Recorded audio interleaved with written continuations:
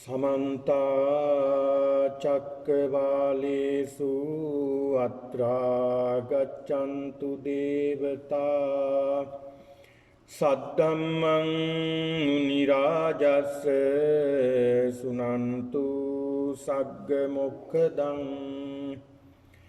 धम्मश्रवण कालो अयं बदन्ता धम्मश्रवण कालो अयं बदन्ता धम्मश्रवण कालो अयं बदन्ता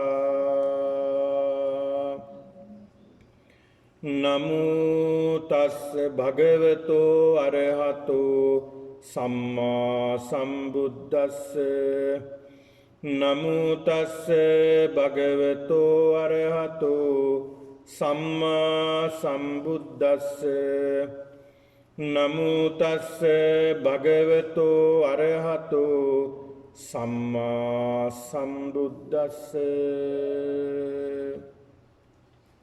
च अज्जत्तिकानि आयतनानि वेदितब्बानि च बाहिरानि आयतनानि वेदितब्बानि च विज्ञानकाया वेदितब्बा च पस्सकाया वेदितब्बा च वेदनाकाया वेदितब्बा च तन्हाकाया वेदितब्बाति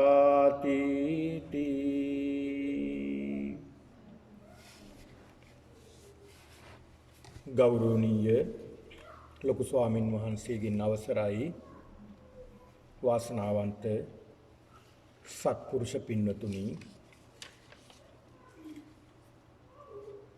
වස්පින්කම් මාලාවේ තවත් එක දිනයක් ලෙස මේ සියලු දෙනාම මේ සම්බන්ධ වී සිටින්නේ උතුම් වූ ධර්ම දේශනාවක් ශ්‍රවණය කිරීමටයි. අද මේ පින්නතුන් සියලු දෙනාම විහාරස්ථානයට පැමිණියේ බොහොම ශ්‍රද්ධාවෙන් ගෞරවයෙන් යුක්තවයි විහාරස්ථානයට පැමිණියේ. මේ පින්නතුන් මේ පූජා පින්කම් මාලාවන්ට සම්බන්ධ වීමට පෙර ආතුවත් බොහොම වටිනා වතාවත් සිද්ධ කරමින් මේ සඳහා සූදානම් වෙන්නේ. ඒවා පින්නතුනි අපිට අමතරව සිදු කරගන්නා පින්කම් තමයි අපි මේ දේවල්. මේ පින්කමට සූදානම් වෙනවා කියලා කියන්නේ ඒක ඉතාමත් වටිනා පින්කමක්.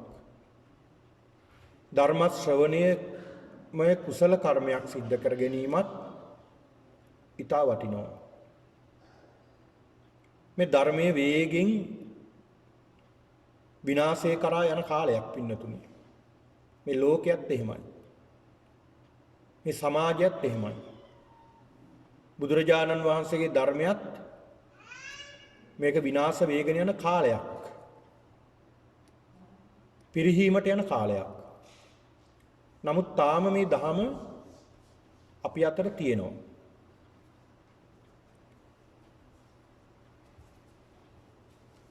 අටුවාවල සඳහන් වෙනවා වසර 5000ක් යනතුරු මේ ගෞතම බුද්ධ ශාසනය පවතිනවා කියලා. මේ කාල පරිච්ඡේදය ඇතුළත පින්නතුනි මිනිස්යන් වෙලා මිනිසුන් වෙලා උපදින මේ සත්වයින් නැත්නම් අපි පුළුවන් තරම් උත්සාහවත් වෙන්නට ඕනේ දහම් පදයක් ශ්‍රවණය කරලා හිත හදාගන්න. අපිට පින්නතුනි බොහෝ දේවල් තියෙනවා අපිට සිදු කරන්නට. නමුත් මේ දේවල් වලින් අනිකුත් දේවල් වලින් අපිට හිත හදාගන්න අමාරුයි. හොඳට හිතලා බලන්න, කල්පනා කරලා බලන්න. මේ ගිහි ජීවිත ගත කරන පිරිස විදිහට මේ පින්නතුන් මේ තරම් කාලයක් මේ පින්නතුන් විවිධ දේවල් සිද්ධ කරන්නට ඇති. මම මේ සඳහන් කළේ පින්කම් වලට අමතරව තමන්ගේ එදිනෙදා ජීවිතවල යම් යම් දේවල් සතුටගෙන දෙන දේවල් නොඑක් දේවල් සිද්ධ වෙන්නට ඇති. ඒ සියලු දේවල් වලින් ලැබෙන්නේ නැති සතුටක් සැනසීමක් සොයාගෙනයි මේ පින්නතුන් විහාරස්ථානයට එන්නේ. කෙනෙක් පින්නතුනි පන්සලට එන්නේ ඒකයි. සිතේ සැනසීම හොයාගෙන, සතුට හොයාගෙන. සමහර විට පින්නතුනි බොහෝ ඈත ඉඳලා සමහර අය එනවා විහාරස්ථානවලට සැනසීම හොයාගෙන. මොකක් හරි හිතට දුකක් දැනුණාම මොකක් හරි ගැටලුවක් ප්‍රශ්නයක් ඇති වුණාම සිතේ සැනසීම හොයාගෙන එන්නේ අපි පන්සලට. එතන සැනසීම තියෙන නිසා. එහෙනම් ලෞකික කිසිම දෙයකින් අපිට මහා ලොකු සැනසීමක් ලැබෙන්නේ නැහැ. ඒ සියලුම දේවල් අපි යොමු වෙන්නේ පින්නතුනි වැරදි පැත්තටමයි. රාග, ద్వේෂ, මෝහ පැත්තටමයි යොමු වෙන්නේ. හැබැයි මේ බඳු පින්කමක් තුලින් මොන තරම් සිතට සහනයක්, සැනසීමක්, සිතට විවේකයක් ලැබෙනවද? අන්න ඒකයි බුදුහාමුදුරුවෝ පෙන්ලා දුන්නේ මේ පින්කම් වල මොන තරම් වටිනාකමක් තියෙනවද? ජීවිතේ පිනට, කුසලයට නැඹුරු කරගන්න කියලා බුදුහාමුදුරුවෝ පෙන්ලා දුන්නේ ඒකයි. කුසලයට, පිනට සිත යොමු කරන සිත් පින්නතුනි හරියට නිමිච්ච සිත් බවට පත් වෙනවා. නිමුණු සිත් බවට පත් වෙනවා. ඒ නිමුණු සැනසුණු සිත් තියෙන පිරිස ඒකාන්ත වශයෙන් පින්නතුනි ආධ්‍යාත්මයේ කරාම ගමන් කරනවා. නිවන කරාම ගමන් කරනවා. ඒකයි බුදුහාමුදුරුවෝ පෙන්ලා දුන්නේ දන් සිල් භාවනා. දාන සීල භාවනා කියන පුණ්‍ය ක්‍රියාවන් සිද්ධ කරන්නට කියලා බුදුහාමුදුරුවෝ පෙන්ලා දුන්නේ ඒකයි. පින්නතුනේ එහෙමත් කෙනෙකුට තමයි මේ පින්කම් වලට සිත නැමෙන්නේ. දැන් බලන්න මේ ලෝක ජනගහණයෙන් කීයෙන් කී දෙනාද බෞද්ධයෝ ඉන්නේ. ඒ බෞද්ධයන් අතරිනුත් කීයෙන් කී දෙනාද දන් දෙන්නේ. ඒ පිරිස අතරිනුත් කීයෙන් කී දෙනාද සිල් රකින්නේ. ඒ පිරිසකිනුත් කීයෙන් කී දෙනාද භාවනා කරන්නේ. ඉතින් හිතලා බැලුවොත් පින්නතුනි බොහොම ස්වල්ප පිරිසයි. ඒ පිරිස තමයි මේ. එතකොට අපි මේ ව්‍යායාම කරන්නේ අනුසෝතගාමී නෙමෙයි. දැන් ලෝකෙම අනුසෝතගාමී ගඟ ගලන පැත්තට තමයි පීනන්නේ. කියන්නේ ලෝකේ දුවන පැත්තටම ඒ රැල්ලට අහු වෙලා බොහෝ දෙනෙක් දුවනවා. තරංගකාරී ලෝකේ තරංගකරුවන් විදිහට ඒ ලෝකයට අහු වෙලා ඒ පාරේ යනවා. හැබැයි කල්පනා කරන බුද්ධිමත් කෙනා මේකට යන ගමන් මේ ලෝකේ දුවන ගමන් එයා කල්පනා කරනවා මේක හරියන ක්‍රියාවක් නෙමෙයි, මේකෙන් සැනසීමක් නැහැ. උදේ ඉඳලා රැය වෙනකුත් තුරු අපි වැඩ කාර්ය බහුලයි. විවේකයක් නැහැ. සමහර විට දරුවෝ එක්කලා එක වචනයක් දෙකක් කතා කරන්නවත් සමහර විට දෙමාපියන්ට වෙලාවක් නැහැ. ඒ තරම් කාර්ය බහුලයි. සමහර විට සමහරු කෑම කනවා. උදේට කෑම ආහාර ගන්න වාහනේ යන ගමන්. ඉඳගෙන කෑම ටික ගන්නවත් සමහර විට විවේකයක් නැහැ. වාහනේ යන ගමන් තමයි කෑම කන්නේ. දවල්ට කෑම ටික කන්න වෙලාවක් නැහැ. මේ තරම් අවිවේකී අපේ ජීවිත, මේ පින්නතුන්ගේ ජීවිත.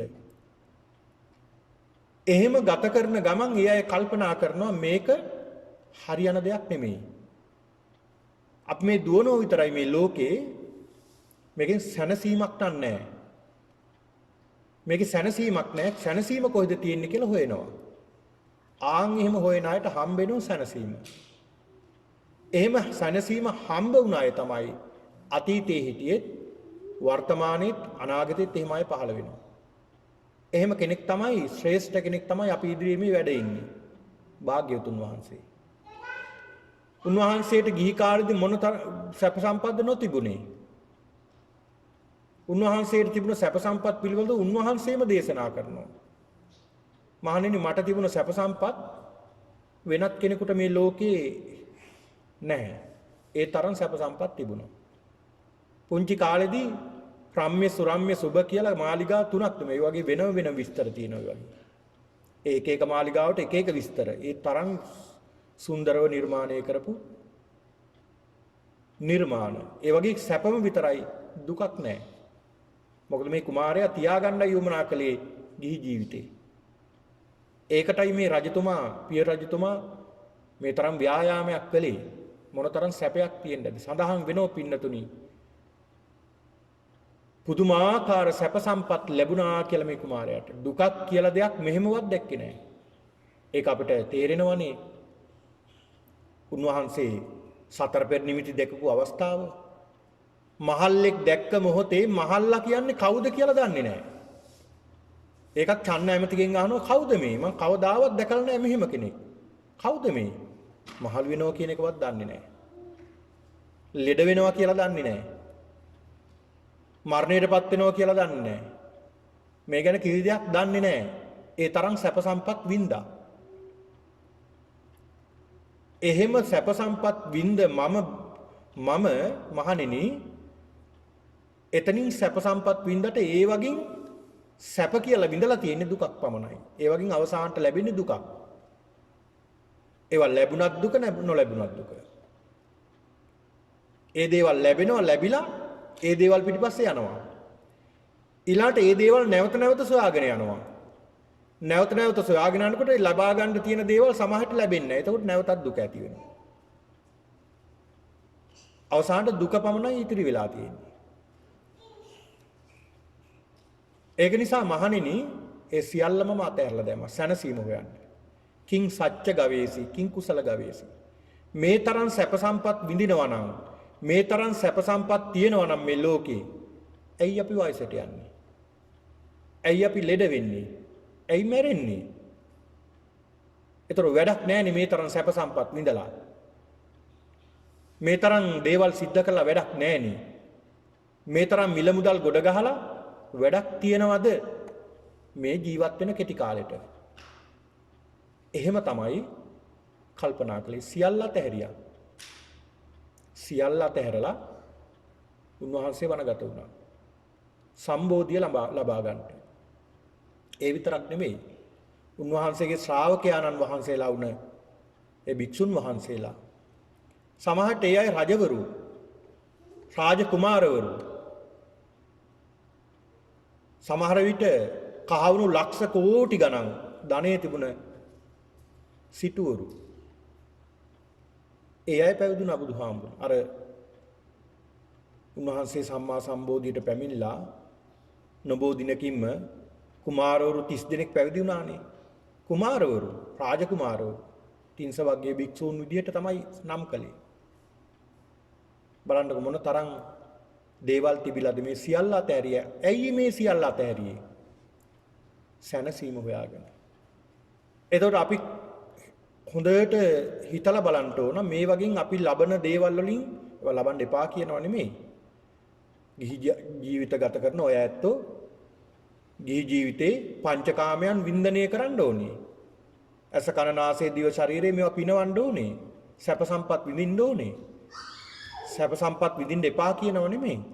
ඒවා විඳින ගමන් ඔය ඇත්තෝ හිතලා බලන්න මේ වගේ සැනසීමක් ලැබෙනවද?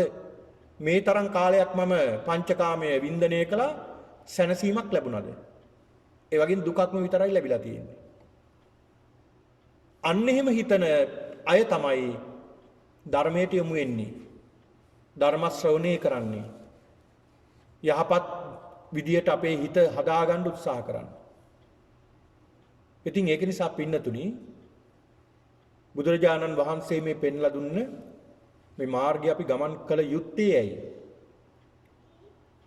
ඒකට හේතුව තමයි පින්නතුනි මෙතනින් එහාට අපි ආයි මනුස්ස භවයක් ලබයිද කියන්නේ අපි දන්නේ නැහැ. අපි ලැබුවා වූ අවසාන මනුස්ස භවයද දන්නේ නැහැ. මෙතනින් එහාට වෙන කොහේ උපදීද අපි දන්නේ නැහැ. උපදින්නත් පුළුවන් නැති වෙන්නත් පුළුවන් මිනිස්සෙක් වෙලා. සුගතියක උපදින්නත් පුළුවන් නැති වෙන්නත් පුළුවන් සමහර විට. අපි දන්නේ නැහැ. අන්න ඒක නිසා තමයි පුළුවන් තරම් සිත දියුණු කරගන්න ඕනේ මේ ලැබුව අවස්ථාව. මේ කයින් වටිනාකමක් නැහැ අපිට. මේක කුණු වෙලා යන, දිරලා යන, වයසට යන රැලි වැටෙන ශරීරයක් මේ අපි උරුම කරගෙන තියෙන්නේ. මේකට අපි කියමුකෝ අම්බලමක් කියලා. එහෙමනේ බුදුහාමුදුරුවෝ දේශනා කළේ උදාන වාක්‍යයේදී අනේක ಜಾති සංසාරං සන්දා විස්සං අනිබ්බිසං. මේ අම්බලමක් තමයි අපි මේ ඉන්නේ. මේ අම්බලමක් తాවකාලික අම්බලමක් හදාගෙන මේ අපි ඉන්නේ. සිත තමයි මේකේ වැදගත්ම දේ. මෙන්න මේ සිත තමයි අපි හදාගන්න ඕනේ, දියුණු කරන්න ඕනේ. කය නෙමෙයි. දැන් ශරීරය හදන්නම් තැන් වල තියෙනවා බොහෝ තැන්. හන්දියක් ගානේ ශරීරය හදන්න තැන් තියෙනවා. හිත හදන්න බොහොම සුළු ස්ථානයයි තියෙන්නේ. විහාරස්ථානයේ තියෙන හිත හදන්න. අපි හිත හදා ගන්න ඕනේ. ඒ හිත හදාගන්න වැඩපිළිවෙලක් තමයි අපි යොදා ගන්නට ඕනේ. ඒකයි අපි පින්නතුන් අද මේ විහාරස්ථානයට පැමිණිලා මේ පින්කම් දහම් වල නිරත වෙන්නේ. අද මේ උතුම් ධර්ම දේශනාවේ පින්කමේ දායකත්වය අද දිනේදී දායකත්වයේ දරමින් කටයුතු කරන්නේ හර්ෂක පර්ණාරච්චි මහත්මයා, චතුරිකා ජයවර්ධන මහත්මිය, බිනායා දියණිය මේ පින්නතුන් තමයි අද මේ උතුම් පින්කමේ දායකත්වයේ දරමින් මේ ධර්ම දේශනාවට දායකත්වයේ දරන්නේ. මේ උතුම් පින්කම සිද්ධ කරමින් ආශිර්වාද කරනවා විශේෂයෙන්ම බිනායා දියණියට. ඒ බිනායා පුංචි දියණියට මාස 18ක් පිරීම නිමිති කරගෙන ඒ පුංචි දියණියට නිදුක් නිරෝගී බව ලැබේවා, චිරජීවනයේ සැලසේවා, අනාගත ජීවිතය සර්වපකාරයෙන් යහපත් වේවා කියන මේ ප්‍රාර්ථනාව ප්‍රාර්ථනා කරනවා.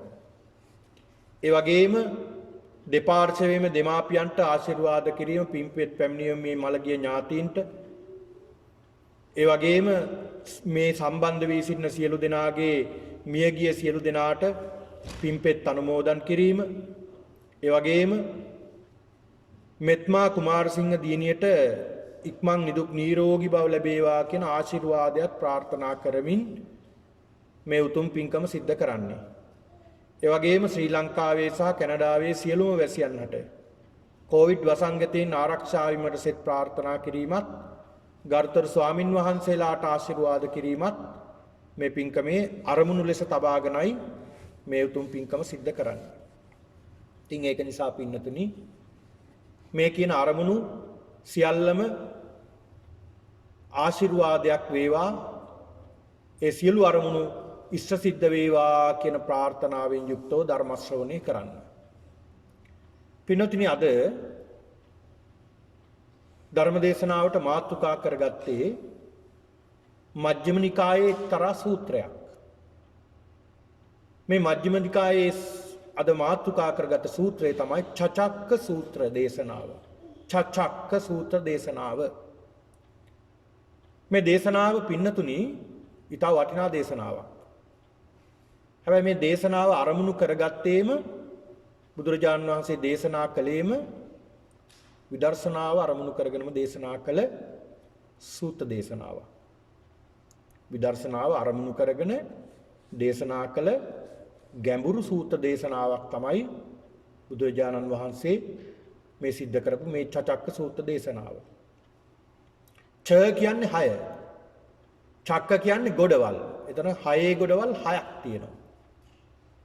6 ගොඩවල් 6ක් පිළිබඳව දේශනා කරපු සූත්‍ර දේශනාවක් තමයි චචක්ක සූත්‍ර දේශනාව කියලා සඳහන් වෙන්නේ. මේ දේශනාව සිද්ධ කළේ පින්නතුනි ධර්මයේ පිළිබඳව, භාවනාව පිළිබඳව, විදර්ශනාව පිළිබඳව තරමක් ගැඹුරින් වඩන ස්වාමින්වහන්සේලා 69කට.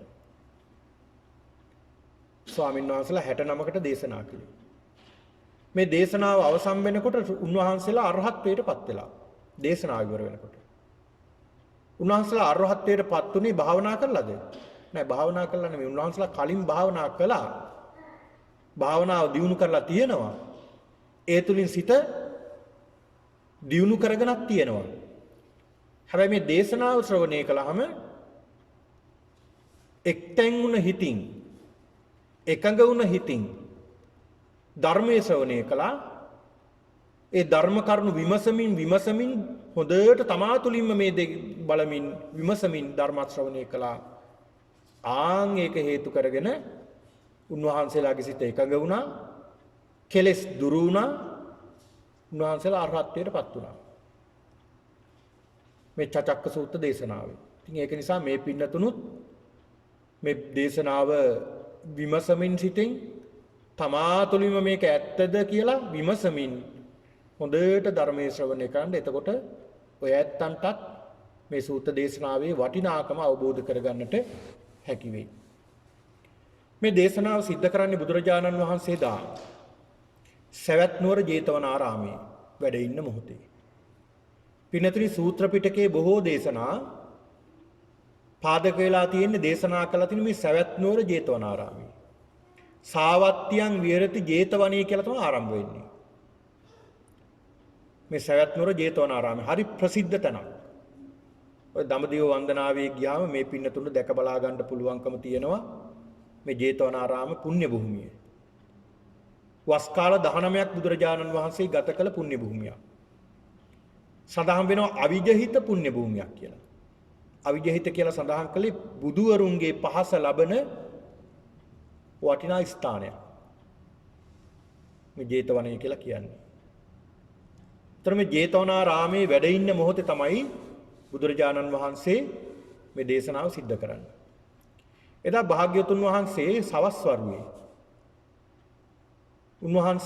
වරුවේ භික්ෂුන් වහන්සේලා එකතු පාදා වෙලා ඉන්නවා එලිමහනේ. භාග්‍යවතුන් වහන්සේ මේ මොහොතේ වැඩම කරනවා. ගහක් මුලට වැඩම කරලා උන්වහන්සේ වැඩ ඉන්නවා. මේ මොහොතේ බුදුරජාණන් වහන්සේ දේශනා කරන මහණෙනි බවුන් වඩන භාවනා කරන එහෙම නැත්නම් මේ ධර්මයේ දියුණු කරන ශ්‍රාවකයන් විදිහට මහණෙනි හොඳට අවබෝධ කරගන්න ඕන මේ හයේ ගොඩවල් 6ක් තියෙනවා.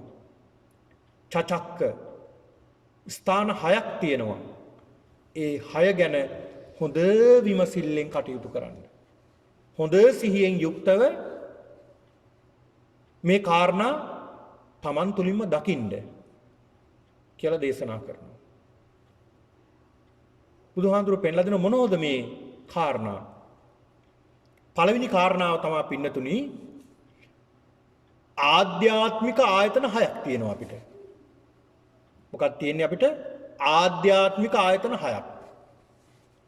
ආධ්‍යාත්මික කියන්නේ අපි තුල තියෙන ආයතන 6ක්. මොනවද අපිට මේ තියෙන ආයතන 6? දැන් ආයතන කියලා කියන්නේ යමක් නිෂ්පාදනය කරන යමක් ක්‍රියාත්මක කරන තැනකට කියනවා අපි ආයතනය කියලා. ඒතර අපි තුලත් තියෙනවා එහෙම ක්‍රියාත්මක කරන යම් දේවල් නිෂ්පාදනය කරන ආයතන 6ක්. එකක් නෙමෙයි 6ක් තියෙනවා. එකක් තමයි ඇස. ඕන් ආධ්‍යාත්මික පළවෙනි ආයතනය. ඇස. දැන් මොකක්ද මේ ඇස කියලා කියන්නේ? මේක පින්නතුනි මස් ඇසක්. මස් ඇසක්. ඒ කියන්නේ මස් වලින් හැදුන ඇසක් අපිට තියෙනවා. අපිට පේන්නේ එහෙම මස් වලින් හැදිලා තියෙන මේ ඇහැ. ඒ මස් වලින් හැදිලා තිබුණට පින්නතුනි ඇතුලේ ක්‍රියාත්මක වෙන ක්‍රියාවලිය අපිට පේන්නේ නැහැ හරියට. දැන් අපිට පේනවද ඇතුලේ ක්‍රියාත්මක වෙන ක්‍රියාවලිය? අපිට පේන්නේ නැහැ. දැන් අපිට රූප දකින්නකොට රූප ඇවිල්ලා හැප්පෙනවා. ඊට පස්සේ වේදනාව එනවා. ඔන්න දැන් වේදනාව වෙන හැටි. ඒව පේනවද? නැහැ. ඒක දැනෙන්නෙත් නැහැ. කොහොමද මේ ඇහැ අපි දකින්නේ? ටිකක් බුද්ධිමත්ව කල්පනා කළොත්. ටිකක් ප්‍රඥාවෙන් හොඳට හිතලා බැලුවොත්. ඕන් තේරෙනවා වැටෙනවා මේකේ ක්‍රියාවලිය මොකක්ද? දැන් ඇහෙන් අපි රූප දකිනවා. දැකලා ඒක එහෙමම අපි අයින් කරනව නැත්නම් ඒක අල්ල ගන්නවා එක්කෝ ඒක තුල ගැටෙනවා. හැබැයි මේක ඇතුලේ සිද්ධ වෙන ක්‍රියාවලිය අපිට පේන්නේ නැහැ. ඒක තමයි ප්‍රඥාවෙන් දකින්න ඕනේ. පිනතුනේ ඇසේ ඇතුලේ ක්‍රියාත්මක වෙන ක්‍රියාවලියක් තියෙන එකක් තමයි මේ ආධ්‍යාත්මික පළවෙනි ආයතන තමයි ඇස. ඒක මම ඉස්සරහට විස්තර කරන්නම් ක්‍රියාවලිය. පළවෙනි කාරණාව තමයි ඇස. මස් ඇස හැදිලා තියෙන මේ ඇස අපේ ශරීරයේ තියෙන මේ ඇස් ආධ්‍යාත්මික ආයතනයක්. ඒක ආයතනය කියලා කියන්නේ ඒකෙන් යම් යම් දේ නිෂ්පාදනය ඇතුලේ අභ්‍යන්තරේ නිෂ්පාදනය වෙනවා යම. යම් කිසි ක්‍රියාවලියක් ඇතුලේ සිද්ධ වෙනවා. ඇස දෙවෙනි ආයතනය තමයි කන. දැන් කනේ ස්වභාවය තමයි ශබ්ද අහන එක. දැන් කන කියන ආයතනයේ ක්‍රියාත්මක වෙන්නේ ශබ්ද නිසා. අපිට එන සෑම ශබ්දයක්ම අපි අහනවා. එතකොට මේ කන කියන්නේ ආයතනයක්. ඊළඟට තුන්වෙනි ආයතනය තමයි නාසය. නාසය කියලත් අපිට ආයතනයක් තියෙනවා. දැන් අපිට පේන්න මේ නාසය තිබුණාට මේක ඇතුලේ ක්‍රියාව වෙනවා අමුතුම සිදුවීමක් සිද්ධ වෙනවා. ඊළඟට දිව. ඊළඟට ශරීරය. ඊළඟට හිත, මනස. ඇස, කන, නාසය, දිව, ශරීරය, මනස. ඔන්න පළවෙනි ආයතන 6. ආධ්‍යාත්මික ආයතන. පළවෙනි කොටස් 6. ආධ්‍යාත්මික ආයතන. මේ ඇහැ පින්නතුනේ හැදිලා තිබුණා මේ ඇහි තියෙනවා දැන් කළු ඉංගිරියාවේ මෙතන තියෙනවා පැහැයක් වගේ දෙයක් තියෙනවා.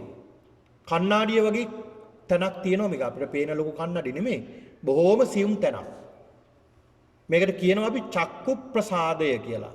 චක්කු ප්‍රසාදය. මෙන්න මේ චක්කු ප්‍රසාදය යම්කිසි අනතුරක් වෙලා නම් තමයි ඇහැ පේන්නේ නැතුව යන්නේ. ඒක සනීප කරන්න බෑ. ඒකට අනතුරක් නොවි තියෙනවා නම් ඇස්වල කාච දාලා ඇස් බේර ගන්න පුළුවන්. එතකොට මේ චක්කු ප්‍රසාදය තමයි ඇහැට රූප වැටෙන්නේ.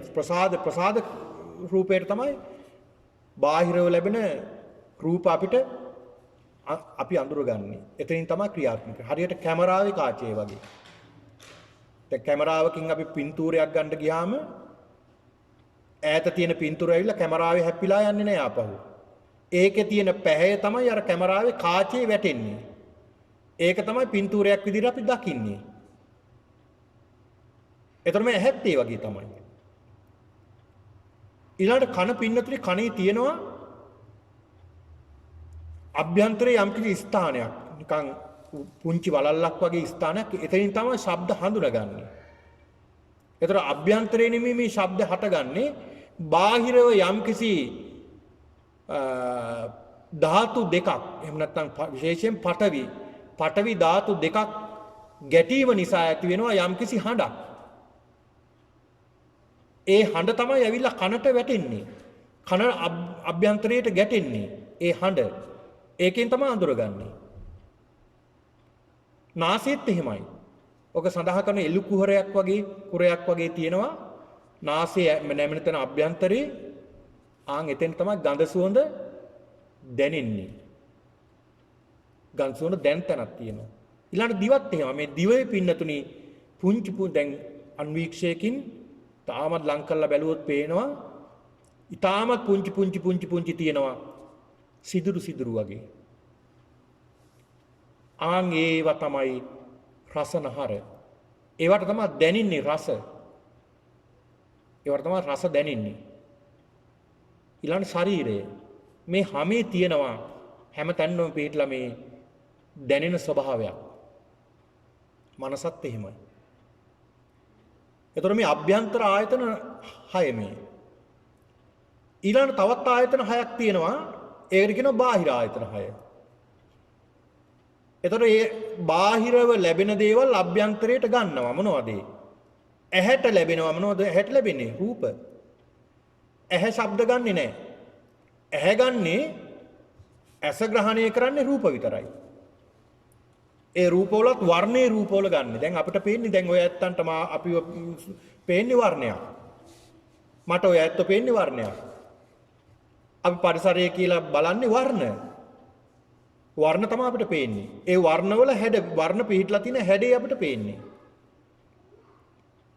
වර්ණවල හැඩ. දැන් පින්තූරයක් අරගෙන ඒක ලං කරලා බලන්නකෝ. පින්තූරයක් කැමරාවකින් අරගෙන ලං කරලා බැලුවොත් ඒකේ ඩොට් තියෙනවා පැහැයක් වර්ණයක්. ආන්ගේ වර්ණ තමයි අපිට හැමතැනම පේන්නේ. වර්ණයෙන් තමයි අපි අඳුරගන්නේ. වර්ණ රූප පේන්නේ. ඇහැට ලැබෙනවා වර්ණ රූප. ඊළඟට කනට ලැබෙනවා ශබ්ද රූප. දැන් වර්ණ රූප උනා ශබ්දත් රූප විදියට තමයි බුද්ධාමි පෙන්ලා දෙන්නේ බුදුහාම. රූපයක් ඒක. ඒක ඇහෙන් පේන්නේ නැහැ අපිට. නමුත් රූපයක්. කනට ග්‍රහණය වෙන්නේ මේ ශබ්ද. කනට ග්‍රහණය වෙන්නේ ශබ්ද. ඊළඟ නාසයට ගඳ සුවඳ ග්‍රහණය වෙනවා. නාසය අඳුර ගන්නවා මේක ගඳක්ද සුවඳක්ද මේක අඳුර ගැනීම. තව ඉදිරියට මේක ගැඹුරින් විස්තර කරනවා. දිවට රස ලැබෙනවා ඒ රස හඳුන ගන්නවා දිවෙන්. ඊළඟට ශරීරයේ ස්පර්ශ හඳුන ගන්නවා මේක සැපද දුකද කොහොම ස්පර්ශයක්ද කියලා හඳුන ගන්න ගැනීමක් කරන්නේ ස්පර්ශ. ඊළඟට මනස සිතට යම් යම් අරමුණු වෙනවා ඒ අරමුණු අඳුර ගැනීම තමයි සිත කරන්නේ. ආරම්මන විඥාන ලක්කණං චිත්තං.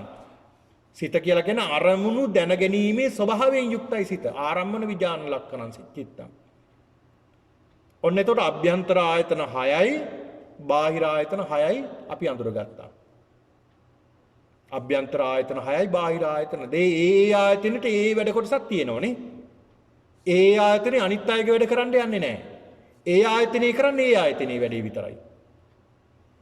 ඒ ආයත නියමිත ආයතනේ වැඩ විතරයි ඒ අය කරන්නේ. ඇහැ රූප විතරයි දකින්නේ. අනිත් ඒවා කරන්නේ නැහැ. දැන් මේ අභ්‍යන්තරයේ සිද්ධ වෙන ඒවා මොනතරම් වේගෙන් සිද්ධ වෙනවද? ඇහැට අපිට දැන් රූපයක් දැකලා ඒ දෙවනුව ශබ්දයක් එනවා කියලා අපට ඇහෙන් තේරෙන්නේ නැහනේ. මේක ඇතුලේ ක්‍රියාත්මක වෙන ක්‍රියාවලිය දැක්කොත් කොහොමද කියලා දකින්නෝ මිසක් මේක මහා වේගෙන් සිද්ධ අපිට හිතෙන්නේ මේ ශබ්දයයි රූපයයි දෙකම එකට එන්නේ ඔක්කොම එකට එන්නේ කියලා. අනේක තමයි අපේ මායාව. අපි අඳුරගත්ත මායාව ඒකයි. අනේ ඒක තමයි බුදුහාමුදුරු පෙන්ලා දෙන්නේ මායාවෙන් මිදෙන්න කියලා මේ. ඊළඟ පින්නදී තවත් ආයතන 6 තවත් කාරණා 6ක් තියෙනවා. ඒ තමයි 6 ආකාර විඥාන. දැන් මේ 6 වර්ග 6 පිළිබඳව විස්තර කළා මම ඒ වගේම සිද්ධ වෙන ක්‍රියාවලිය විස්තර කරලා දෙන්නම්. 6 ආකාර විඥාන. එතකොට අපිට මේ පින්නතුන්ට හිතේ පින්නතුනි දැන් එතකොට විඥානේ සිත කියන්නේ එකක් නේ. එතකොට 6ක් වෙන්නේ කොහොමද? ඊළඟ අභිධර්මයේ සඳහන් කරනවා 89ක් කියලා. ඒක තවත් විස්තර වෙනවා 121ක් කියලා. එතකොට කොහොමද එක සිතනම් 121ක් වෙන්නේ 6 ආකාරයක් වෙන්නේ කොහොමද කියලා. අන්න දැන් තේරෙන්න ඕනේ මේ පින්නතුන. ඒ එකම සිත තමයි ඒ ආයතන වලින් කරන ක්‍රියාවලිය අනුව වෙනස් වෙන්නේ. ඒක හඳුන්වලා දෙන්නේ ඒකයි. දැන් ඇහෙන් රූප දකිනකොට අපිට එනවා සිතක් පහළ වෙනවා. එතකොට ඒ සිත අපි හඳුන්වනවා චක්කු විඥානය ඔන්න. ඒකට කියනවා චක්කු විඥාන. ඇහෙන්නේ ඒකාවේ. ඇහෙන් ආපු එක අපි අඳුරගත්තා, අපි ගත්තා, ඒ සිත හදාගත්තා. ඒක නිසා අපි ඒකට කියනවා චක්කු විඥානය. කනින් ශබ්දයක් ආපුවම අපි ඒකට කියනවා සෝත විඥානය. නාසයෙන් ගඳක් සුවඳක් ආපුවම අපි ඒකට කියනවා ගාන විඥානය. දිවෙන් රසක් දැනගත්තොත් අපි ඒකට කියනවා જીවහා විඥානය. කයින් ස්පර්ශයක් අපි ගත්තොත් ඒක අඳුරගෙන සියල්ලම ක්‍රියාවලිය වෙලා ඒ සිතට කියනවා අපි කාය විඥානය. අරමුණු ඇවිල්ලා අරමුණු අඳුර ගත්තා අපිට ඒකට කියනවා මනෝ විඥානය. ඔන්න විඥාන හයක් එතකොට. චක්කු විඥාන, සෝත විඥාන, ගාන විඥාන, જીවා විඥාන, කාය විඥාන, මනෝ විඥාන. විඥාන 6ක්. ඊළඟ 6 කොටස තමයි 6 ආකාර ස්පර්ශ. ස්පර්ශත් ආකාර 6යි. මේ අඳුන ගන්නවා මේ කරන්නේ. ඒ අඳුන ගැනීම අනුව තමයි ස්පර්ශ ආකාර 6ක් වෙන්නේ. මොනවද මේ ස්පර්ශ? ඇහැට රූප ස්පර්ශ වෙනවා. ආන් ඒකට කියනවා අපි ඇහෙන් ස්පර්ශ වෙන රූප. කන්ට ශබ්ද ස්පර්ශ වෙනවා. ඒකට කියන ශබ්ද ස්පර්ශ. නාසයට ගඳ සුවඳ ස්පර්ශ වෙනවා. ගන්ධ ස්පර්ශ. දිවට රස ස්පර්ශ වෙනවා. රස ස්පර්ශ. කයට යම් යම් ස්පර්ශ වෙනවා යම් යම් දේවල් ඒකට කියනවා කාය ස්පර්ශ. මනසට ධර්මතා අරමුණු වෙනවා. මනෝ ස්පර්ශ. මනසට ස්පර්ශ වෙන දේවල්. ස්පර්ශ ආකාර 6යි. ඊළඟ පින්නතුණු වේදනා 6කුත් බුදුහාමුදුරු පෙන්ලා දෙනවා. වේදනා 6ක්. මොනවද මේ වේදනා 6? මේකට කියනවා පින්නතුණි ඇසෙන් රූප දැකලා අපට වින්දනය වේදනා කියන්නේ වින්දන්නේ චක්කු වේදනා. ඊළඟට කනෙන් ශබ්ද අහපුවාම සෝත වේදනා. ඊළඟ නාසයෙන් ගඳ සුවඳ දැනගත්තාම ගාහන වේදනා. જીවහා වේදනා, කාය වේදනා, මනෝ වේදනා වින්දනයක් ලැබෙනවා. ඊළඟ පින්නතුණි දැන් කාරණා පහක් කියලා දුන්නා. ඊළඟ 6 වෙනි කොට තමයි පින්නතුණි තණ්හා වර්ග 6ක් තියෙනවා. ආකාර තණ්හාව. ඇහෙන් රූප දැකලා ඇති කරගන්නවා තෘෂ්ණාවක්. රූප තණ්හා. ශබ්ද අහලා ඇති කරගන්නවා ශබ්ද තණ්හා. ගඳ සුවඳ දැනගෙන අපි ඇති කරගන්නවා ගන්ධ තණ්හා. දිවෙන් රස දැනගෙන රස තණ්හා. කයින් ස්පර්ශ ලබාගෙන ස්පර්ශ තණ්හා. ඊළාට මනසින් අරමුණු අරගෙන මනෝ තණ්හා ඇති කරගන්නවා. දැන් මේවා අපි පින්නතුනි ඉපදුණු දවසේ ඉඳලා ඔයත් මේ වාඩි වෙලා ඉන්න තැන දක්වාම තාම කරනවා. ඉතරහටත් කරන්න බලාපොරොත්තු වෙනවා. මේවා සිද්ධ වෙනවා. මේ ඇතුලේ සිද්ධ වෙන ක්‍රියාවලිය. දැන් අපි බලමු මොකද්ද මේ ක්‍රියාවලිය සිද්ධ වෙන්නේ කොහොමද දැන්? මේ ගොඩවල් 6 මම කියලා දුන්නා මේ වගේ ක්‍රියාවෙන ක්‍රියාවලිය මොකද්ද කියලා. චක්කුංච පටිච්ච රූපේ uppajjati iti චක්කු විඥානං. චක්කුංච පටිච්ච රූපේ uppajjati iti චක්කු විඥානං. ඇහැට රූපයක් පේනවා රූපෙ වෙන්නලා අන්න ඇති වෙනව මොකද්ද? චක්කු විඥානය. ඇස නිසා ඇති වුණ සිතක් ඇති වුණා අන්න චක්කු විඥානය. චක්කු විඥානය. ඒක උදාහරණයක් විදිහට අපි මෙහෙම කියමු. දැන් ඔය ඇත්තෝ යනවා කොහේ හරි මේ රටේ කොහේ හරි බලන්න. අපි තුන් ලස්සන තැනක් බලන්න ගියා මල්වත්තකට ගියා කියලා. ඒ යනකොට කවදාවත් දැකලා නැති ලස්සන මලක් තියෙනවා. ලස්සන මලක් තියෙනවා. ඔය ඇත්තෝ මේ මල දකින්නකොටම කැමැත්තක්ද ඇති වෙන්නේ අකමැත්තක්ද? කැමැත්තක් ඇති වෙනවා. කැමැත්තක් ඇති වෙන ආසාවක් ඇති වෙනවා. මේ ලස්සන මලක් නේ මේක. හරි ලස්සන මම කවදාවත් මේ මල් జాතිය දැකලා නැහැ. කවදාවත් දැකලා නැහැ. ඊළඟට හොයන මොකක්ද? ඔන්න තණ්හාවක් ආවේ නැද්ද? තණ්හාවක් ආවා. ඒ තණ්හාව ඔන්න ලියලන්නයි දැන් යන්නේ. දැන් හොයනෝ වටේ කැරි කැරි පැලයක් කොහෙද තියෙන්නේ? අන්න තණ්හාව ආවා. මේකට ආසාවක් ආවා. ඇවිල්ලා දැන් ඒක හොයනවා දැන්. ඒකට තෘෂ්ණාවක් ආවා. දැන් යන තැන බලනවා මේ මල් జాතිය කොහෙද තියෙන්නේ? කොහේ හරි දැක්කොත් ආහාරෙත අර අහවල් තැන තිබ්බි මේ මල. මේකට කියන්නේ අහවල් දේ කියලා අපි ඔන්න මේ මල අල්ලගෙන නැද්ද? අපි අල්ලගෙන මේ මල. කොහේ හරි පැලයක් දැක්කොත් ඇත්තටම ගේන්නේ නැද්ද එහෙම වගේ ලස්සන මල් ගහක? හිටවන්න තැනක් නැතත් අපි ගේනෝනේ. ආසාවට සමහරට හිටවන්න තැනක් නැහැ. නමුත් ආසාවට ගෙනල්ලා තියා ගන්නවා. අන්න බලන්න චක්කුංච පටිච්ච රූපේ uppajjati iti චක්කු විඥාන. අන්න චක්කු විඥානේ ඇති වුණ හැටි. මල දැක්කා ආසාවක් ඇති වුණා විඥානයක් ඇති වුණා. දැන් ඔන්න විඥානේ හරහා මොනවද ඇති වෙන්නේ? සංස්කාර ගොඩක් ඇති වේගෙන යනවා.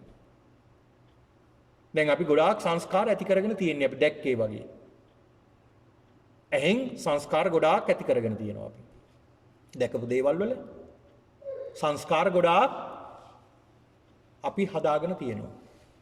චක්කුංච පටිච්ච රූපේ uppajjati iti චක්කු විඥානං. තින්නං සංගති පස්සෝ. තින්නං සංගති පස්සෝ. තුනක් එකතු වුණ තැන මොකක්ද ඇති වෙන්නේ? ස්පර්ශය. මොනවද මේ තුන? අපි ගාව තියෙන අභ්‍යන්තර ආයතනයක් ඇස. ඇස කියලා ආයතනයක් තියෙනවා අපි ගාව. දැන් පැහැදිලි කළානේ මේක ඇස. ඊළාට බාහිර ආයතනයක් තියෙනවා රූප. තවත් අපේ අභ්‍යන්තරයේ තියෙන තවත් දෙයක්. ඒ තමයි විඥාණය. සිත. චක්කුංච පටිච්ච රූපේ uppajjati iti චක්කු විඥාන තින්නං සංගති පස්සෝ. අන්න රූපේ තියෙනවා, ඇස තියෙනවා, විඥානයේ තියෙනවා, තින්නං සංගති පස්සෝ. මුලින්ම සිද්ධ වෙන ක්‍රියාවලිය මොකක්ද? ඇහැට රූපයක් පේනකොටම පළවෙනියෙන් වෙන්නේ ස්පර්ශ වෙනවා.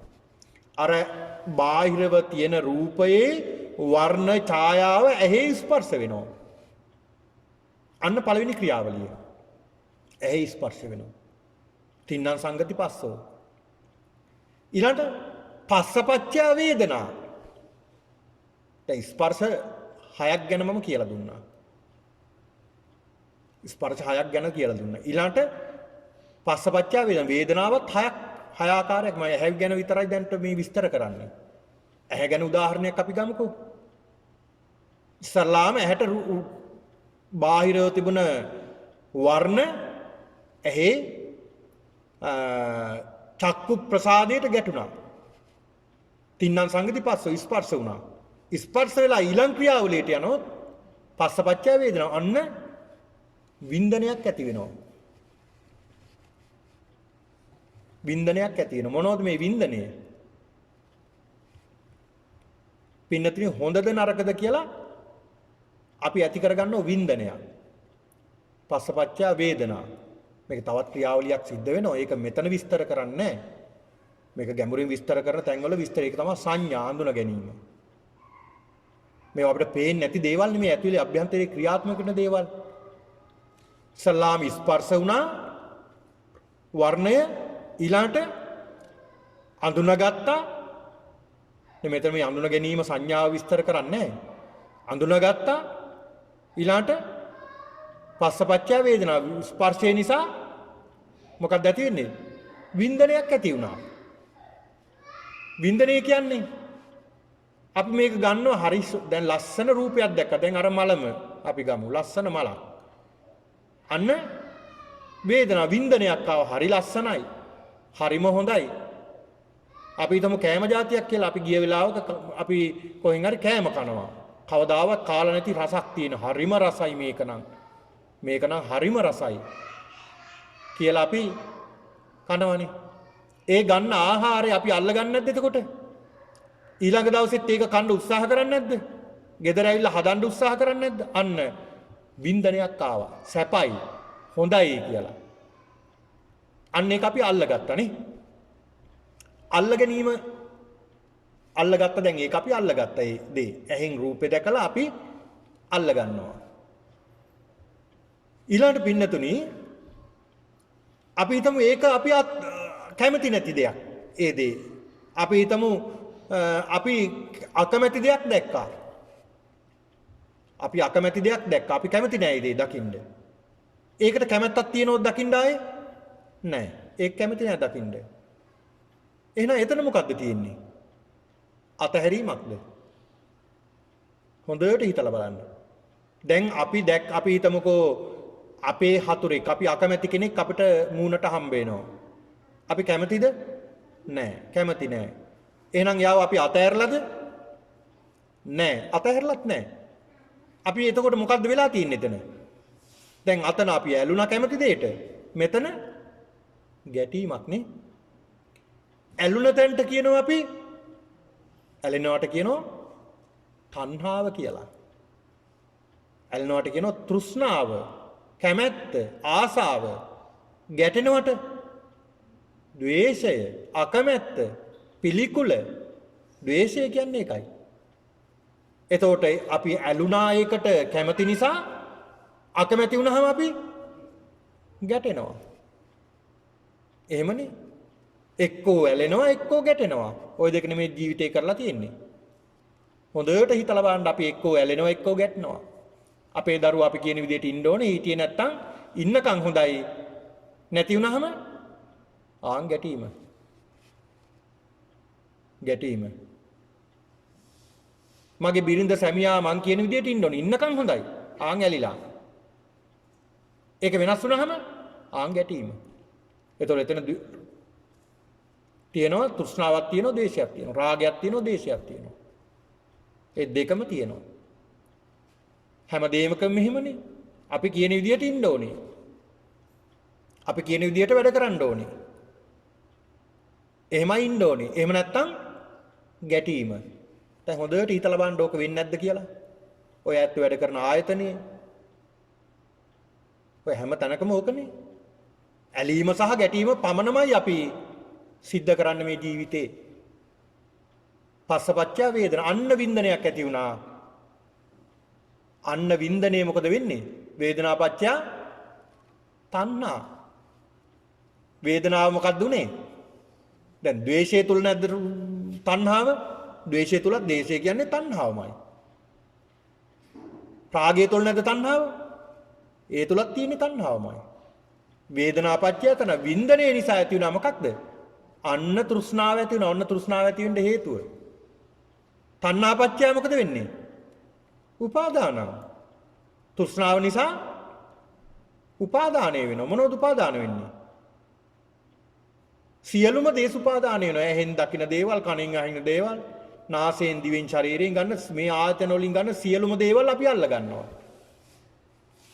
ඒ කියන්නේ තෘෂ්ණාවට වඩා භයානකයි පින්නතුනි උපාදානීය.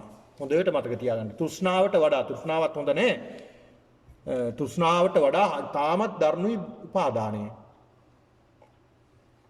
උපාදානය මොනතරම් බරපතලද කිව්වොත් බලන්නකෝ අපේ සමීපතම කෙනෙක් මිය ගියාම මොකක් වෙයිද? සමහරු පපුවට ගහ ගහ අඬන ඕනේ. සමහරු පපුවට ගහගෙන අන්න උපාදානය. සමහරු දරා ගන්න බැරුව සියදිවි හානි කර ගන්නවා. මේ උපාදානය කරගෙන, දැඩිව අල්ලගෙන. ඒවා විනාශ වෙනකොට දරා ගන්න බැරි තරම්. දැන් ඔයත් අන්න දරා ගන්න පුළුවන් නේ. දරා ගන්න විදියට ජීවත් වෙන්න ඕනේ. අනේ ඒකයි මේ බුදුදහමේ තියෙන වටිනාකම ඒවා දරා ගන්න පුළුවන් විදියට අපි හිත හදා ගන්න ඕනේ. මේ සියල්ල වෙනස් වෙනවා. සියල්ල වෙනස් වෙනවා. ඒක නිසා තණ්හාපච්චය උපාදාන. තණ්හාව නිසා උපාදානය ඇති වෙනවා. අන්න දැඩිව අල්ල ගන්නවා. තද්ද කරගෙන අල්ල ගන්නවා. ඔන්න ඔය තදින් අල්ලගත්ත නිසා තදින් අල්ලගත්තොත් එතන තියෙන්නේ මොකක්ද? උපාදානපච්චය භවෝ ආන් යනවා තැනකට ආයි උපදිනවා. ආන් සිත සකස් වුණා තැනකට උපදින විදිහට තැනක භවයක් හටගන්න විදිහට හදාගත්ත අර අල්ලගත්ත නිසා අන්න ඒක නිසා තමයි දැඩිව අල්ල ගන්න එපා කියන්නේ. පන්සල අල්ල ගන්න එපා. දරුවා අල්ල ගන්න එපා. බිරිඳ සැමියා අල්ල ගන්න එපා. යාන වාහන අල්ල ගන්න එපා. ධනේ දීපල අල්ල ගන්න එපා. ඒව හරි හම්බ කරන්න. හැමදේම සිද්ධ කරන්න. හැබැයි ඒව ගැන දැඩි ආසාවක් තියාගන්න නැතු මේ සියල්ලම විනාශ වෙනවා කියලා හිතාගෙන. මේ සියල්ල විනාශ වෙනවා කියලා හිතාගෙන මේ දේවල් සිද්ධ කරන්න එපා කියනෝ නෙමෙයි. ධනය හරි හම්බ කරන්න ඕන. යාන වාහන ගන්න ඕන, ගෙවල් දොරවල් හරි හම්බ කරන්න ඕන, පුළුවන් කාලේ හොඳට හරි හම්බ කරගන්න ඕන. ඒක බුද්ධාමෙන් තහනම් කළා නැහැ. හැබැයි මේ සියල්ලම කරන්න ඕනේ කවදා හරි මේවා නැති වෙන්න ඉඩ තියෙනවා කියන හැඟීම ඇති කරගෙන. ඒවා විනාශ වුණොත් ඒකටත් හිත හදාගන්න පුළුවන් විදිහටයි අපි කටයුතු කරන්න ඕනේ. ඒකයි බුදුහාමුදුරුවෝ පෙන්ලා දුන්නේ. ඔන්න ඔය උපාදානය මොන තරම් ගැඹුරුද? උපාදානය මෙන්න මේ උපාදානයම තමයි භවයක් ඇති කරන්නේ. අපේ භවයේ තීරණය කරන්නේ මේ උපාදානය. මිනිස්සු මොන තරම් අල්ලගෙනද බලන්න. සමහරු ඉඩ කඩන් අල්ලගෙන එක අඟලක් හරි කවුරු හරි අල්ලගත්තොත් එහෙම නැත්නම් ටිකක් හරි එහාට මෙහාට වුණොත් මිනිස්සු ගහ මරා ගන්න නැද්ද? මේ අඟලට දෙකට මේ අඩියට දෙකට සමහරුන්ට පාරක් නැහැ යන්නේ. ඒ පාර ඉල්ලපුවම පාර දෙන්නේ නැහැ. නෑ උඹලට අපි දෙන්නේ නැහැ. ජන්මාන්තර වෛරක්කාරී විදිහට හැදෙනවා ඊළඟට. අන්න උපාදානය කරගෙන කොහාටද උපාදානය වෙලා තින්නේ ආ එතකොට? ඉඩමට. පිනතින ඔය ඇත්ත දන්නවද ඉඩම් වලට උපාදානය කරගත්තාට මොකද වෙන්නේ කියලා වැඩිපුර? ඒ ඉඩමේම පණු වෙලා උපදිනවා. ඉඩමේම සත්තු වෙලා උපදිනවා. ත්‍රිසම්භවය. ඒවට ආසා කරපුවම අන්න උපාදානය හදාගත්තා. අපි මොනව කරන්නද? ඒක වෙන දෙයක් නේ. උපාදානය කරගත්තොත් එතන ඒකාන්ත වශයෙන් උපදිනවමයි. උපදිනවමයි එතන. උපාදානපත්‍ය එක ස්වාමින් වහන්සේ නමක්. මේක ඔය ඇත්තන්ට විතර නෙවෙයි අපිටත් පොදුයි. අපි හැමෝටම පොදුයි මේ ධහම. එක ස්වාමින් වහන්සේ නමක් සිවුර පූජා කරපු සිවුර තියාගෙන ඉන්නවා ඒකට ආසාවේ. ඒක පරිහරණය කරන්නෙත් නැහැ. අනේ උන්වහන්සේ මේ සිවුරට ආසාවෙන් හිටියා උන්වහන්සේ අපවත් වුණා. සිවුරෙම ගිහිල්ලා සතෙක් වෙලා ඉපදුනා අර කාවෙක් වෙලා ඉපදුනා සිවුරෙම. අන්න බලන්න. ඒ නිසා උපාදාන පත්‍ය භව අන්න උපාදානයේ නිසා භවයකට යනවා. ඒ නිසා භවයේ ඔයත් හොඳට කල්පනා කරලා බලන්න ඕනේ හොඳට අවබෝධය තියාගන්න ඕනේ මේ භවය ඇති කරගන්න ඔයත්ට හොඳ භවයක් ලබා ගන්න කොහොමද කියලා. උපාදානය කරගත්තොත් තදින් ලැබෙන නරක භවයක් දුගතියක්. සුගතියකට යන්න මේව අතහැර ගන්න ඕනේ. අතහැරගෙනයි කටයුතු කරන්න. දැන් පින්කම් පවා සමහරව අල්ලගන්නේ. ඒ පන්සලට පින්කමට ආවහම සමහර විට කිසි කෙනෙකුට එන්න දෙන්නේ නැහැ ඒකට. වැඩක් කරන්න දෙන්නේ නැහැ. නෑ අපිටයි මේක කරන්න. අපිටයි අයිති. ඇයි ආවේ? ඇයි වා මෙහෙම කළේ? ඇයි මෙහෙම කළේ? පන්සලත් අල්ලගෙන සමහර. නේද? මෙහෙ නෙමෙයි මම කියන්නේ. ඕතුට අපේ මේ ලංකාවේ විහාරස්ථානවලත් බොහෝ දුරට ওই සිදුවීම් තියෙනෝනේ. පන්සලත් අල්ලගන්නේ. කාටවත් එන්න දෙන්නේ නැහැ. යාලා නම් යාලා විතරයි. මෙයාලාට එන්න දෙන්නේ නැහැ. කාටවත් ඉන්න දෙන්නේ නැහැ. ඉතින් මේව අල්ලගන්නේ. ඒ අල්ලගැනීමේ ප්‍රතිඵලය මොකක්ද? භවය. ගෙදර අල්ලගෙන, ඉඩම අල්ලගෙන, යාන වාහන අල්ලගෙන මේ මරණ දෙදොහට ජීවත් වෙන දෙදොහට මැරලා යන ටික දවසට මේව අල්ලගෙන තදින්. උපාදාන පත්‍ය භව. අන්න භවපත්‍ය මොකද වෙන්නේ? ආයෙත් ජාති උපදිනවා, ජරා, වයසට යනවා, ව්‍යාධි, ලෙඩ වෙනවා, මරණ, මැරෙනවා, අඬනවා, වැළපෙනවා, ප්‍රස්තාවට යනවා, ආයෙ ගෙදර එනවා, දුක් විඳිනවා, සල්ලි හම්බ කරනවා, ආයෙ නැවත මේ චක්‍රය ගෙවනවා, ආයෙ මැරිලා යනවා, ආයෙ උපදිනවා. ඕන් චක්‍රය. ඕක තමයි ක්‍රියාවලිය. ඔන්න ඔය ක්‍රියාවලියයි බුදුහාමුදුරු නවත්ත ගන්න කියලා දේශනා කළේ. එතකොට අපි හොඳට කල්පනා කරන්න ඕනේ, හිතන්න ඕනේ මේ ආයතන මේ ඇහැ කියන්නේ මොකක්ද? ඇහැ කියන්නේ නිතර වෙනස් වෙන දෙයක්. මේක හැමදාම තියාගන්න බෑ. දැන් බලන්නකො ඔයත් සමහරු කන්නඩි දාගෙන. ඇයි මේ කන්නඩි පළඳින්නේ? පේන්නේ නැහැ. ඇයි පේන්නේ නැත්තේ? දැන් මේ ඇහැ මැරිලා. දැන් මැරීගෙන යනවා. මේක ඇතුලේ තියෙන ශෛල මේ සියල්ල මැරීගෙන යනවා. ඒ හින්දා දැන් ටික ටික පරණ වෙනවා, වයසට යනවා. ඒක නිසා කන්නඩි පළඳින්න වෙනවා ඇහැට. කන ඇහෙන්නේ නැති වෙනකොට ඒත් එහෙම. එතකොට මේ ඇහැ කියන්නේ නිට්ටය නෑ. ස්ථිර නෑ. වෙනස් වෙනවා. වෙනස් වෙනවා යමක් තියෙනවා නම් ඒක අනිත්‍යයි. ස්ථිර නෑ, අනිත්‍යයි ඒක. ඒ වෙනස් වෙන යමක් තියෙනවා නම් ඒක සැපද දුකද? වෙනස් වෙනකොට දැනෙනවා සැපද දැනෙන්නේ? වෙනස් වෙනකොට නෑ, දුකක් දැනෙන්නේ. එතකොට දුක කියලා ලක්ෂණයකුත් තියෙනවා. එතකොට ඒ වෙනස් වෙන දේ දුකක් වෙනවා නම් ඒක මම මගේ කියලා වෙනස් වෙන්න නැතුව තියාගන්න පුළුවන්ද? බෑ. අනාත්මයි. මගේ මට ඕන විදිහට තියාගන්න බෑ. ඒ නිසා අනාත්මයි. එතකොට මේ ඇහැ ගැන කල්පනා කරන්න කියලා බුදුහාමුදුරුවෝ පෙන්ලා දුන්නා කොහොමද? මම නෙමෙයි. මේ ඇහැ කියන්නේ මම නෙමෙයි. මගේ නෙමෙයි. මගේ ආත්මය නෙමෙයි. ඒක නිසා අනිත්‍යයි, දුකයි, අනාත්මයි කියලා සිහි කරන්න කිව්වා. නිතර සිහි කරන්න කිව්වා. මේ කන කියන්නේ මම නෙමෙයි, මගේ නෙමෙයි, මගේ ආත්මය නෙමෙයි. අනිත්‍යයි, දුකයි, අනාත්මයි කියලා මෙනෙහි කරන්න කිව්වා. නාසය, දිව, ශරීරය, මනස මේ සියල්ලම පින්නතුනි මම නෙමෙයි, මගේ නෙමෙයි, මගේ ආත්මය නෙමෙයි, අනිත්‍යයි, දුකයි, අනාත්මයි කියලා නිතර මෙනෙහි කරන්න කිව්වම. ඇයි මේ මෙනෙහි කරන්න කිව්වේ? ඇයි බුදුහාමුදුරුවෝ මෙනෙහි කරන්න කිව්වේ? හොඳට හිතලා බලන්න මොකද බුදුහාමුදුරුවෝ මෙනෙහි කරන්න කිව්වේ කියලා නිතර හිතන්න කිව්වේ. භව ගණනාවක ඉඳලා අපි දීලා තියෙන්නේ මොනවද? නිත්‍ය සංඥා, සුඛ සංඥා, සුභ සංඥා. ඒක නිසා අනිත්‍ය සංඥාව දෙන්න ඕනේ. ඒ සංඥාවයි අපි මේ දෙන්න ඕනේ. ඒක දවසින් දෙකකින් කරන්න පුළුවන් දෙයක් නෙමෙයි. මේක වෙනස් වෙනකම් කරන්න ඕනේ. ඇයි මෙච්චර කල්ප ගානකට අපි දීලා තියෙන්නේ මොකක්ද? නිත්‍ය සංඥානේ. ඒක නෙමෙයි ගලව ගන්න බැරුව මෙතනත් ඉන්නේ. අන්න ඒකයි බුදුහාමුදුරුවෝ පෙන්ලා දුන්නේ. ඒතොර ඇස, කන, නාසය, දිව, ශරීරය, මනස. මම නෙමෙයි, මගේ නෙමෙයි, මගේ ආත්මය නෙමෙයි, අනිත්‍යයි, දුකයි, අනාත්මයි කියලා වඩන්න කිව්වා. ඊළඟට ඇහැට ගොදුරු වෙන බාහිර ආයතන හයක් තියෙනවා. රූප, ශබ්ද, ගන්ධ, රස, ස්පර්ශ ධර්ම. ඒවත් මම නෙමෙයි, මගේ නෙමෙයි, මගේ ආත්මය නෙමෙයි කියලා මෙනෙහි කරන්න කිව්වා. අනිත්‍යයි, දුකයි, අනාත්මයි. අන විදර්ශනාවටයි ලක් වෙන්නේ. ඊළාට විඥාන හයක් ඇති වෙනවා මේ ආයතන හය නිසා. ඒ විඥානත් හැමදාම තියෙන්නේ නැහැ. ඒවත් වෙනස් වෙනවා. මම නෙමෙයි, මගේ නෙමෙයි, මගේ ආත්මය නෙමෙයි, අනිත්‍යයි, දුකයි, අනාත්මයි. ඒ වගේම ස්පර්ශ හයක් තියෙනවා, ඒකත් එහෙමයි. ඊළාට වේදනා හයක් තියෙනවා, ඒකත් එහෙමයි. තණ්හා හයක් තියෙනවා, ඒකත් එහෙමයි. මේකෙන් විස්තර කරන්න පින්නතුනේ කාල වේලාව අඩු නිසා තා කෙටියෙන් මේ ගැන මම සඳහන් කළේ. ඉතින් ඒක නිසා බුදුහාමුදුරු පෙන්ලා දෙනවා මේ ගැන හොඳට මේ අනිත්‍ය දුක් අනාත්ම ත්‍රිලක්ෂණේ වඩන්න. හොඳට හිතලා බලන්න. බොරුවක් නෙමෙයි මේක, සත්‍යයක් නෙමෙයි, ක්‍රියාත්මක වෙන ස්වභාවය නෙමෙයි අපි දකින්නේ.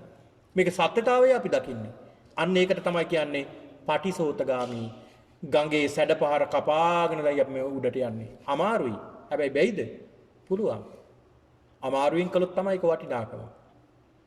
මෙහෙම දියුණු කරගෙන මේ සංඥා දීගෙන යනකොට මේ අනිත්‍ය දුක්ඛ අනාත්ම ත්‍රිලක්ෂණය මේ ඉන්ද්‍රියන් තුළ බාහිර අභ්‍යන්තර මේ විඥාණය තුළ ස්පර්ශ තුළ මේ වගේ තියෙන අනිත්‍ය දුක්ඛ අනාත්ම Taman තුලින්ම දැකගෙන පින්නතුනි ඉස්සරහට යනවා. ඉස්සරහට යනකොට පින්නතුනි ඉස්සරහට අපි යනවා. යනකොට මොකද වෙන්නේ? අර තෘෂ්ණාව ටිකෙන් ටික යට වෙනවා. දැන් උපාදානයේ මුලින්ම තියෙන උපාදානය අල්ලගත් එකනේ. මේ උපාදානය දැන් අපි භවයක් ලබලාන තියෙන දැන් උපාදානය කරගෙන තියෙන්නේ. අපි මෙතන ඉඳලා පටන් ගමුකෝ. දැන් භවයක් අපි හදාන තියෙන්නේ.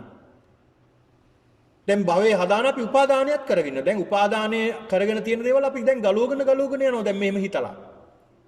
මෙහෙම මෙනෙහි කරමින් ගලවගෙන යනවා. ඇස, කන, නාසය, දිව, ශරීරයේ මනස මේ සියල්ලම මම නෙමෙයි, මගේ නෙමෙයි, මගේ ආත්මය නෙමෙයි, අනිත්‍යයි, දුකයි, අනාත්මයි කියලා මේවා වෙනස් වෙන හැටි නිතර මෙනෙහි කරනවා. මෙනෙහි කරගෙන යනකොට පින්නතුනි අන්න උපාදානය මොකද වෙන්නේ? දැඩිව අල්ලගෙන මං හිටියේ ඇහැට. ඇහෙන් රූප දැකලා මං තදින් අල්ලගෙන හිටියේ. මගේ දරුවෝ කෙරෙහි, මං දකින දේවල් කෙරෙහි, මගේ ශබ්ද කෙරෙහි මේවා සියල්ලම මං අල්ලගෙන හිටියේ. දැන් තදින් අල්ලගෙන තියෙන මේ උපාදානය මොකද වෙන්නේ? ටික ඔන්න බුරුල් වෙන්න ගන්නවා. අර තදින් මුල් ඇදලා තියෙන ගහක් හැමදාම ගිහලා හොලවනවා. මොකද වෙන්නේ? ටික බුරුල් වෙන්න ගන්නවා. ආන් ඒ වගේ තමයි අන්න උපාදානයක් ටිකෙන් ටික ලිහිල් වෙන්න ගන්නවා. උපාදානයේ ලිහිල් වෙනකොට මොකද වෙන්නේ? පින්නතුනි උපාදානය නැති වෙනකොට තණ්හාව නැති වෙනවා. ඒකනේ මේ පටිච්චසමුපාදයේ විස්තරයේ උපාදානය ඇති වෙන්නේ තණ්හාව නිසා. ඒක තණ්හාව උපාදානය නැති වෙනකොට තණ්හාවත් අඩු වෙනවා. තණ්හාව නැති වෙනකොට තණ්හාව අඩු වෙනකොට වේදනාවක් නැති වෙනවා. වේදනාව අඩු වෙනකොට ස්පර්ශ වෙන එකත් අඩු වෙනවා. අඳුර ගන්නවා මේ දේවල්. ඊළාට ආයතන 6 නාම රූප විඥානය සංස්කාර අවිද්‍යාව සියල්ලම නැති වෙගෙන යනවා. අවිද්‍යාවත්තේ අශේෂ විරාග නිරෝධා සංකාර නිරෝධෝ. ඒතර මේ ගැන අවබෝධ අවිද්‍යාව කියන්නේ මේ ගැන අවබෝධයනේ.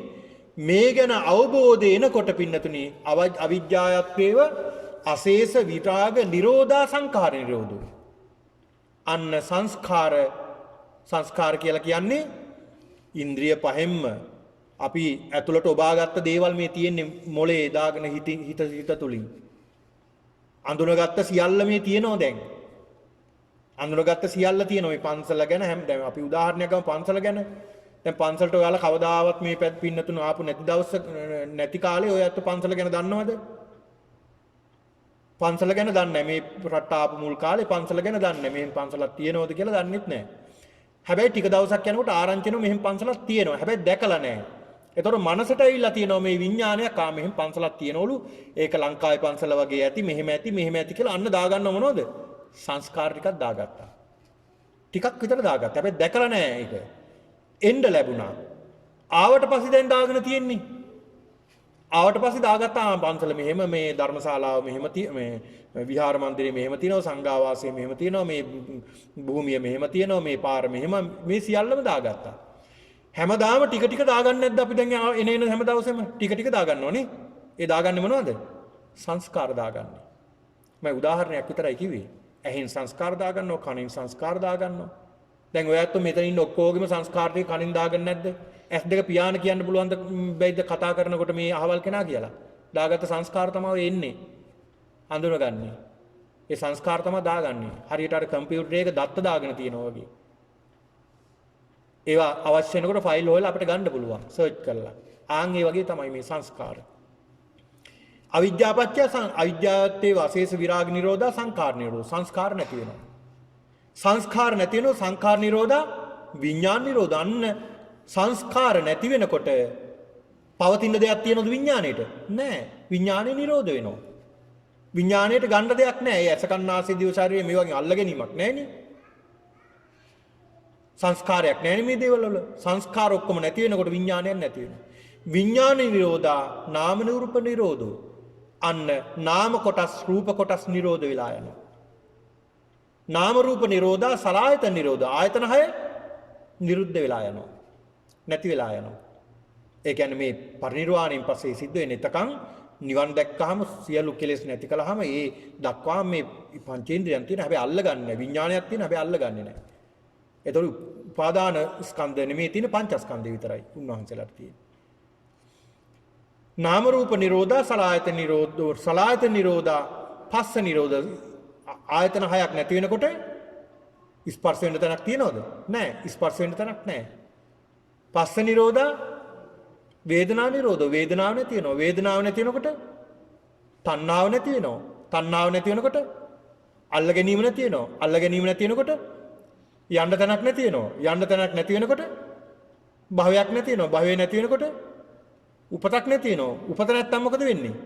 ක්ෂණික ඉපදුන් නැත්තම් ජරාවටපත් වෙන්නේ නැහැ. ඒ කියන්නේ වයසට යන්නේ නැහැ. ඊළාට ලෙඩ වෙන්නේ නැහැ. මරණයටපත් වෙන්නේ නැහැ. අඬන්න සිද්ධ වෙන්නේ නැහැ. වැළපෙන්න සිද්ධ වෙන්නේ නැහැ. දුක් වෙන්න සිද්ධ වෙන්නේ නැහැ. වේදනාව විඳින්න සිද්ධ වෙන්නේ නැහැ. සියල්ල නැති වෙනවා. අන්න ඒකයි බුදුහාමුදුරුවෝ පෙන්ලා දුන්නේ පින්නතුන්. මේ ඇති වෙන්නේ හේතුව දැනගත්තාම නැති කරගන්න ලේසියි. ආන් ඒකයි මේක ඇති වෙන්නේ කොහොමද කියලා දැනගන්න ඕනේ. මේ ඉන්ද්‍රියන් කොහොමද ක්‍රියාත්මක වෙන්නේ? මේ කොහොමද බාහිර ආයතන වලින් අභ්‍යන්තර ආයතන වලට මේවා ඇස කන්නාසය දිව ශරීරයේ මනසට රූප ශබ්ද ගන්ධ ආදී දේවල් එන්නේ. එනකොට ඇති වෙන ක්‍රියාවලිය මොකද්ද? මේ ස්පර්ශ වෙනව මුලින්ම ඊට පස්සේ අඳුන ගන්නවා. ඊළාට සැප දුක වශයෙන් අපි ඒවා ගන්නවා අරගෙන දා ගන්නවා තණ්හා දිට්ඨිමාන විදියට දා ගන්නවා සංස්කාර වලට. ඒ දාගෙන ඒව තමයි ක්‍රියාත්මක වෙන්නේ. ආන් ඒව ක්‍රියාත්මක වෙනකොට රාග ద్వේෂ මෝහ අපෙන් ඇති වෙනවා. එක්කෝ ඇලෙනවා එක්කෝ ගැටෙනවා. ඇලීම ගැටීම තමයි අපි මේ ජීවිතේ පුරුදු කරලා තියෙන්නේ. ආන් ඒ ක්‍රියාවලිය හොඳට අවබෝධ කරගත්තාම කල්පනා හොඳට ප්‍රඥාවෙන් අවබෝධ කරගත්තාම ආන් ඒක සිද්ධ වෙන ක්‍රියාවලිය අවබෝධ කරගත්තාම මේක බොහොම පහසුයි මේ ක්‍රියාවලිය නවත්ත ගන්න. ඒකයි බුදුහාමුදුරුවෝ පෙන්ලා දුන්නේ. ඉතින් ඒක නිසා පින්නතුනි මෙන්න මේ දේශනාව අවසානයේදී මේ ස්වාමින් වහන්සලා 69ම මේ දේශනාව ශ්‍රවණය කරලා බොහොම හොඳින් ශ්‍රවණය කළා. ඒ සියලුම ආයතන මම නෙමෙයි, මගේ නෙමෙයි, මගේ ආත්මය නෙමෙයි, අනිත්‍යයි, දුකයි, අනාත්මයි කියන මේ විදර්ශනාව මෙනෙහි කරමින් තම උන්වහන්සේලා ධර්මයේ ශ්‍රවණය කළේ. ධර්මසේන දේශනාව අවසානයේ 69ම අරහත්ත්වයටපත් වුණා කියලා සඳහන් වෙනවා පින්නතුනි. ඉතින් මේ දේශනාව ඉතාමත් වටිනා දේශනාවක්. මේ චචක්ක සූත්‍ර දේශනාව මේ දේශනාවෙන් අපි විස්තර කළේ පින්නතුනි මේ පින්නතුන්ට විස්තර කරලා දුන්නේ ස්ථාන ආයතන 6 පිළිබඳවත් ඒ වගේම 6 ගොඩවල් 6ක් පිළිබඳව විස්තර කරලා දුන්නා. කොහොමද මේ අපේ ක්‍රියාවලිය සිද්ධ වෙන්නේ තණ්හා දිට්ඨි මාන විදියට මේවා ක්‍රියාත්මක වෙන්නේ කොහොමද කියන එකයි මේ පින්නතුන්ට මේ ධර්ම දේශනාවේ පැහැදිලි කරලා දුන්නේ. ඉතින් ඒක නිසා අද දවසේදී මේ පින්නතුන් සිහිපත් කරගන්නට ඕන. අද මේ උතුම් පින්කමේ දායකත්වයේ දරමින් කටයුතු කළේ හර්ෂක පර්ණආරච්චි චතුරිකා ජයවර්ධන මේ පවුලේ පින්නතුන් තමයි මේ පින්කම සිද්ධ කළේ.